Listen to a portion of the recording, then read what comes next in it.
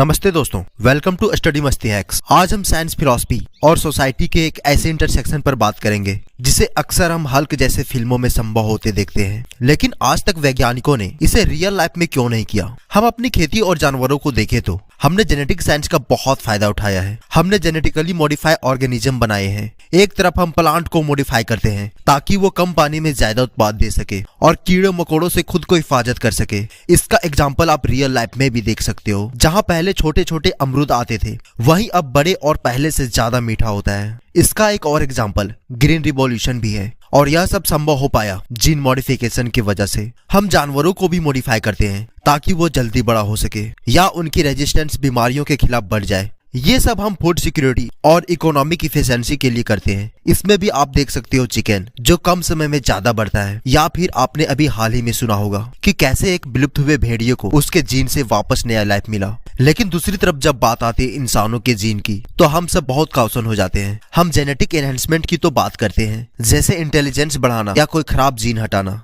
लेकिन फिर भी बड़े पैमाने पर इंटरफेरेंस से डरते हैं और इसे रोक कर रखते हैं। यहाँ पर हमारा मकसद सिर्फ प्रॉफिट या प्रोडक्शन नहीं है, यहाँ दाव पर खुद इंसान होने का मतलब लगा है। तो सवाल ये है, जब हम प्लांट और एनिमल लाइफ को इम्प्रूव कर सकते हैं तो ह्यूमन लाइफ को क्यों नहीं? जो इंडिविजुअल है, या क्या सिर्फ ट्रीटमेंट बीमारी ठीक करना अलाउड है और इनहेंसमेंट यानी इंसान को बेहतर बनाना नहीं?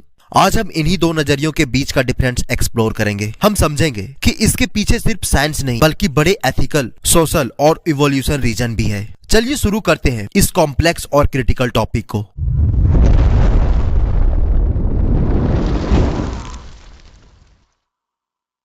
सबसे पहले बात करते प्लांट्स और एनिमल जेनेटिक्स मॉडिफिकेशन की। यहाँ पर हमारा प्राइमरी मोटिव है यूटिलिटी यानी उपयोगिता। हम प्लांट ब्रीडिंग और एनिमल हस्बेंड्री में सदियों से सिलेक्शन करते आए हैं, लेकिन जेनेटिक इंजीनियरिंग ने इस प्रोसेस को फास्ट ट्रैक पर कर दिया है। हम इसमें टारगेटेड चेंजेस कर पाते हैं, जैसे खेती में हम एक ही बीज में ऐसे जीन डालते हैं जो उसे कीड़े मकोड़े से बचाता है, या उसकी न्यूट्रिशनल वैल्यू यानी पोषक शक्ति बढ़ते हैं, जैसे गोल्डन राइस जिसमें विटामिन ए होता है। इससे किसानों को कम नुकसान होता है, पेस्टिसाइड का खर्चा कम होता है और हम सबको सेफ और अच्छा खाना मिलता है। हम इसे जेनेटिक इंजीनियरिंग कहते हैं। ये एक तरह का प्रिसाइज सर्जरी होता है जहां हम सिर्फ डिजायर जीन को बदलते हैं। इसे हम ग्लोबल फूड शॉर्टेज और क्लाइमेट चेंज जैसे चैलेंजेस को एड्रेस करते हैं। और सिर्फ फसलों में ही नहीं, हमने जानवरों में भी जेनेटिक चेंजेस किए हैं, जैसे गायें जो ज्यादा दूध देती है, या सैल्मन मछली जो दूसरी मछलियों से 2 गुनी तेजी से बढ़ती है। इसका सीधा फायदा हमारे फूड सिक्योरिटी और इकोनॉमिक स्टेबिलिटी का होता है। इन ऑर्गेनिज्म का प्राइमरी स्टेटस रिसोर्स का होता है और इनके जीन को मॉडिफाई करने का फैसला ह्यूमन बेनिफिट के लिए किया जाता है। तो जब हम प्लांट्स और एनिमल के साथ इतना कुछ कर सकते हैं,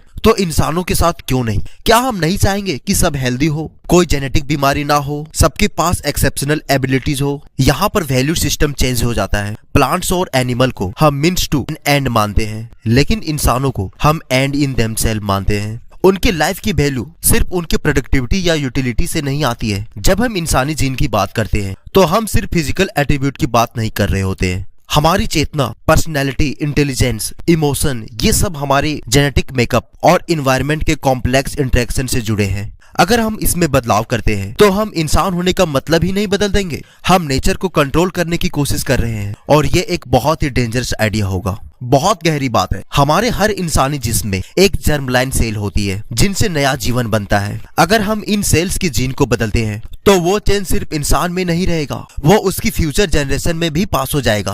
प्लांट्स में ये एक्सेप्टेबल है क्योंकि हम उनकी प्योरिटी नहीं बल्कि परफॉर्मेंस चाहते हैं, लेकिन इंसानों के लिए इरिवर्सिबल और अनटेस्टेड स्टेप होगा जिसका इवोल्यूशन कॉन्सिक्वेंस हम नहीं जानते हैं। और सबसे बड़ा इशू है सोशल जस्टिस और इक्वलिटी का। अगर हमने इंसानी जीन में मॉडिफिकेशन शुरू कर दिया तो समाज में एक नई तरह की असमानता पैदा हो सकती है। सोचो, अगर हम डिजाइनर बेबी बनाने लगे जिनके पास हर चीज परफेक्ट हो, intelligence, muscular build, specific talent, तो ये जेनेटिक मॉडिफिकेशन की टेक्नोलॉजी बहुत एक्सपेंसिव हो जाएगी। सोशल साइंटिस्ट शुरू में जेनेटिक इंजीनियरिंग की टेक्नोलॉजी सिर्फ अमीर और प्रिविलेज लोगों के लिए ही सीमित रहेगी। इससे एक जेनेटिक डिवाइड बन सकता है जहां एक तरफ जेनेटिकली इनहेंस्ड लोग होंगे और दूसरी तरफ नेचुरल या अनमोडिफाइड लोग। इससे एक तरह का बायोलॉजिकल क्लास सिस्टम बन जाएगा। समाज में पहले से ही इतनी असमानता है और ये टेक्नोलॉजी उसे और बढ़ा देगी, जहाँ गरीब लोग जेनेटिकली इंफीरियर मानने लगेंगे। और फिर एक दबाव का फैक्टर भी आता है। हो सकता है पेरेंट पर यह दबाव पड़ने लगे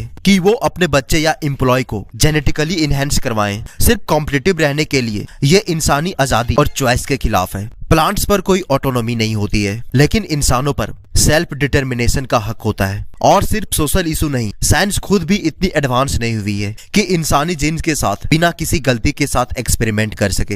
ह्यूमन जीन इतना कॉम्प्लेक्स है कि हम अभी भी उसके कई हिस्सों के फंक्शन को पूरी तरह से समझ नहीं पाए हैं। हमारे पास क्रिस्पर जैसी रिवॉल्यूशन टेक्नोलॉजी है जो जीन को एडिट कर सकता है, लेकिन इसमें अभी भी ऑफ टारगेट इफेक्ट का खतरा है। इसका मतलब है कि हम एक जीन को ठीक करने जाते हैं और अनजाने में कोई दूसरा जीन कट या डैमेज हो जाता है। प्लांट्स और एनिमल में हम ये रिस्क ले सकते हैं, क्योंकि अगर कुछ गलत हुआ तो हम उस स्ट्रेन को डिस्कार्ड कर सकते हैं। लेकिन इंसानों में, स्पेशली जर्मलाइन में, ये रिस्क अनएक्सेप्टेबल है, क्योंकि ये गलती फ्यूचर जनरेशन को भी भुगतनी पड़ेगी। जब हम प्लांट्स में मॉडिफिकेशन करते हैं तो हम thousand of test strain destroy कर देते हैं जब तक हमें परफेक्ट रिजल्ट नहीं मिलता है। क्या हम इंसानों के साथ ऐसा कर सकते हैं? Absolutely not. इसलिए इंसानों पर इस तरह के एक्सपेरिमेंट्स बहुत रिस्की और इरिस्पॉन्सिबल हो सकता है। तो क्या इसका मतलब ये है कि हम इंसानी जीन को बिल्कुल नहीं छुएंगे? तो ऐसा बिल्कुल नहीं है। हमारी साइंस की तरफ से एक क्लियर लाइन ड्रॉ किया गया है थेरेपी और इन्हेंसमेंट के बीच।